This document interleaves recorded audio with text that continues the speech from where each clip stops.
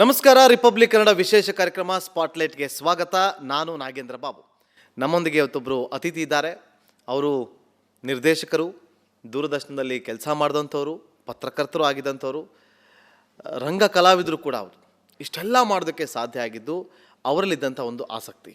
ಅವರು ಬೇರೆ ಯಾರೂ ಅಲ್ಲ, ನಮ್ಮೊಂದಿಗೆ ಜಾಯ್ನ್ ಆಗಿದ್ದಾರೆ. ಪ್ಯಾನ್ ಇಂಡಿಯಾ ಸ್ಟಾರ್ ಅಂತಲೇ ಹೇಳ್ಬೋದು, ಪ್ರಕಾಶ್ ಬೆಳವಾಡಿಯವರು. ಪ್ರಕಾಶ್ ಬೆಳವಾಡಿಯವರ ಕಾರ್ಯಕ್ರಮಕ್ಕೆ ಸ್ವಾಗತ. ಇವತ್ತು ಇಡೀ ದೇಶ ಸಂಭ್ರಮದಲ್ಲಿದೆ. ಅಲ್ಲಿಂದ ನಾನು ಆರಂಭ ಮಾಡ್ತೀನಿ. ಅಯೋಧ್ಯೆ ರಾಮ ಮಂದಿರ ಉದ್ಘಾಟನೆ ಆಗಿದೆ. ನಿಮ್ಮ ಮೊದಲ ಪ್ರತಿಕ್ರಿಯೆ? ಅದು ಆಗತ್ತೆ ಅಂತ ನಾವು ಯಾರೂ ನಂಬಿರಲಿಲ್ಲ. ಈಗ ನಮ್ಮ ವಯಸ್ಸವ್ರಿಗಂತೂ ನಂಬಿಕೆನೇ ಇರಲಿಲ್ಲ ಇದರಲ್ಲೆಲ್ಲ. ಇಂಥ ಒಂದು ದಿನ ಬರುತ್ತೆ ಅಂತ ಯಾರು ನಂಬಿದ್ರು. ಆದರೆ ಆಗಿರೋದು ಸಂತೋಷ. ನಮಗೆ ತೊಂದರೆ ಏನಂದರೆ, ನನ್ನ ತಲೆಯಲ್ಲಿ ನಾನು ಭಾವಿಸ್ಕೊಂಡಿರೋದೇನೆಂದರೆ, ಈ ಸಾಧನೆ ಅಂತ ಹೇಳೋಂಗಿದ್ರೆ ಅದನ್ನು ಈ ಸಾಧನೆಯನ್ನು ಯಾವ ರೀತಿಯಲ್ಲಿ ಅರ್ಥೈಸ್ಕೊಳ್ತೀವಿ ಅನ್ನೋದು ಇಡೀ ಸಮಾಜದ ಮೇಲೆ ಬಿಟ್ಟಿದೆ. ಈಗ ಪ್ರಧಾನಮಂತ್ರಿ ಮೋದಿ ಅವ್ರ ಭಾಷಣದಲ್ಲೂ ನಾನು ಕೇಳಿದೆ, ಅವ್ರು ಹೇಳಿದ್ರು ಎಲ್ಲರಿಗೂ ಸಲ್ಲುವ ರಾಮ ಅನ್ನೋ ರೀತಿಯಲ್ಲಿ ಮಾತಾಡಿದ್ರು. ಹಾಗೆ ಮಾತಾಡಿದ್ರೆ ಸಿವಿಲೈಸೇಷನಲ್ ಟ್ರಯಂಫ್.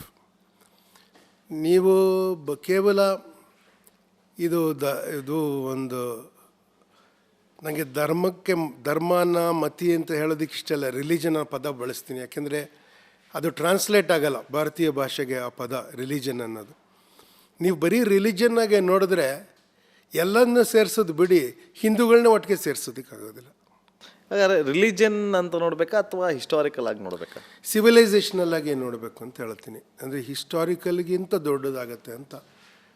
ಈಗ ನೋಡಿ, ದೇವಸ್ಥಾನ ಭಾರತದಲ್ಲಿ ಕಟ್ಟಿರೋದು, ದೇವಸ್ಥಾನ ಇಂಡೋನೇಷ್ಯಾದಲ್ಲಿ ಕಟ್ಟಿರೋದು, ದೇವಸ್ಥಾನ ಕ್ಯಾಂಬೋಡಿಯಾದಲ್ಲಿ ಕಟ್ಟಿರೋದು, ಅದೆಲ್ಲ ಉಂಟು. ಹಾಗಿರೋದ್ರಿಂದ ಹಿಸ್ಟಾರಿಕಲ್ಲಾಗಿ ದೇವಸ್ಥಾನ ಕಟ್ಟಿದ್ರು ಅಂತ ನಾವು ಹೇಳಲ್ಲ. ಹಿಸ್ಟ್ರಿಲಿ ಅದು ಕಟ್ಟಿದ್ರು ಅನ್ನೋದು ಹೇಳ್ಬೋದು. ಹಿಸ್ಟಾರಿಕಲ್ ಅಂತ ಹೇಳೋದಕ್ಕೆ ಬೇರೆ ಅರ್ಥ ಬರುತ್ತೆ. ಸಿವಿಲೈಸೇಷನಲ್ ಅಂದರೆ ದಾಳಿ ಮಾಡದೆ ಅಲ್ಲಿ ದೇವಸ್ಥಾನ ನಿರ್ಮಾಣ ಮಾಡೋಕ್ಕಾಯ್ತು. ಆದರೆ ಬಬ್ರಿ ಮಸ್ಜಿದ್ ಕೇಸಲ್ಲಿ ಹಾಗೆ ಹೇಳೋದಕ್ಕೆ ಆಗೋದಿಲ್ಲ. ಈಗ ಬಬ್ರಿ ಮಸ್ಜಿದನ್ನು ಕೆಡವಿದ್ದಿದೆಯಲ್ಲ, ಅದನ್ನು ಇಲ್ಲಿಗಲ್ ಅಂತ ಹೇಳಲೇಬೇಕು ಅಲ್ವಾ? ಇಲ್ಲಿಗಲ್ಲಾಗಿ ಅದನ್ನ ಕೆಡವಿದ್ದು. ಇಲ್ಲಿಗಲ್ಲಾಗಿ ಹಿಂದೆ ರಾಮ ಮಂದಿರವನ್ನು ಅಥವಾ ಇನ್ಯಾವುದೋ ಮಂದಿರವನ್ನು ಕೆಡದಿದ್ರೆ ಅದೂ ಇಲ್ಲಿಗಲ್ಲೇ. ಅದಕ್ಕೆ ಪರಿಹಾರ ಇಲ್ಲದೆ ಇದನ್ನು ಮಾಡೋಕ್ಕಾಗಿದ್ದಿದ್ರೆ, ಅದಕ್ಕೆ ಪರಿಹಾರ ಕೊಡದೆ ಇದನ್ನ ಮಾಡೋಕ್ಕೆ ಹೋಗಿದ್ದರೆ ಕಷ್ಟ ಆಗಿರ್ತಿತ್ತು. ಅಲ್ಲ, ಈಗ ಬಾಬರಿ ಮಸೀದಿ ಹೊಡೆದು ರಾಮ ಮಂದಿರ ನಿರ್ಮಾಣ ಮಾಡಿದ್ದು ಇಲ್ಲಿಗಲ್ ಆಯಿತು ಅಂದರೆ, ರಾಮ ಮಂದಿರನ ಹೊಡೆದು ಬಾಬರಿ ಮಸೀದಿಯನ್ನು ಹೊಡೆದಿಲ್ಲ. ಒಂದು ಸಮಾಜದಲ್ಲಿ ಇಂಥ ಜವಾಬ್ದಾರಿನ ನಾವು ಸರ್ಕಾರಕ್ಕೆ ವಹಿಸಬೇಕಾಗತ್ತೆ. ನಾವೇ ಕಾನೂನನ್ನ ಕೈಗೆ ತಗೊಂಡು ಮಾಡಬಾರ್ದು ಅಂತ ಇರೋದು. ಅದೇನದು ವಾದದ ಪ್ರಶ್ನೆ ಇಲ್ಲ. ಯಾರು ಅದನ್ನು ನನ್ನ ಮಾತು ಎಲ್ಲರೂ ಒಪ್ತಾರೆ. ಇಲ್ಲ ಅಂತ ಹೇಳಿದ್ರೆ ಅವ್ರು ಹೇಳಿದ್ದೇನೂ ಒಪ್ಪಕ್ಕಾಗಲ್ಲ. ಅವಾಗ ನಾನೇ ಹೇಳ್ತಿರೋದು ನಿಮಗೇನೆಂದರೆ, ನಮ್ಮ ಅದೃಷ್ಟಕ್ಕೆ ಇದು ಸುಪ್ರೀಂ ಕೋರ್ಟ್ ಮುಂದೆ ಹೋಗಿ ಎಷ್ಟೋ ವರ್ಷಗಳ ವಿಚಾರಣೆ ಆಗಿ ಯಾರ್ಯಾರೋ ಬಂದು ಇದಕ್ಕೆ ಸರಿಯಾದ ಮಾಹಿತಿಯನ್ನು ಒದಗಿಸಿ ಇದೊಂದು ನಿರ್ಣಯ ಆಗಿದೆ. ಆ ನಿರ್ಣಯನ ಎಲ್ಲರೂ ಒಪ್ಕೊಂಡಿರೋದು ಸಂತೋಷ.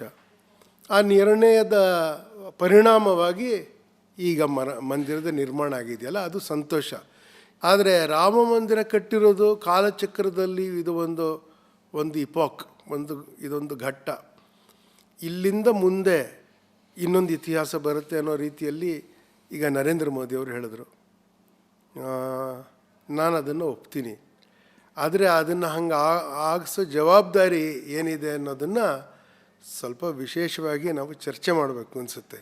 ಯಾಕೆಂದರೆ ಅವರು ತುಂಬ ಚೆನ್ನಾಗಿ ಒಂದು ಹೇಳಿದ್ರು, Rama is not the dispute, Rama is the solution ಅಂತ ಹೇಳಿದ್ರಲ್ಲ.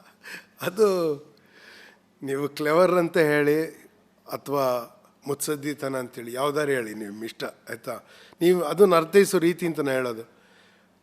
ಅದನ್ನು ನಾವು ಜವಾಬ್ದಾರಿಯಿಂದ, ಜಾಣತನದಿಂದ ಮತ್ತು ಒಳ್ಳೆಯ ಉದ್ದೇಶದಿಂದ ನಾವು ನಿರ್ವಹಿಸೋದಕ್ಕಾಗತ್ತೆ ಅಂದರೆ ಇಟ್ ಶುಡ್ ಬಿ ನೆಗೋಷಿಯೇಟೆಡ್.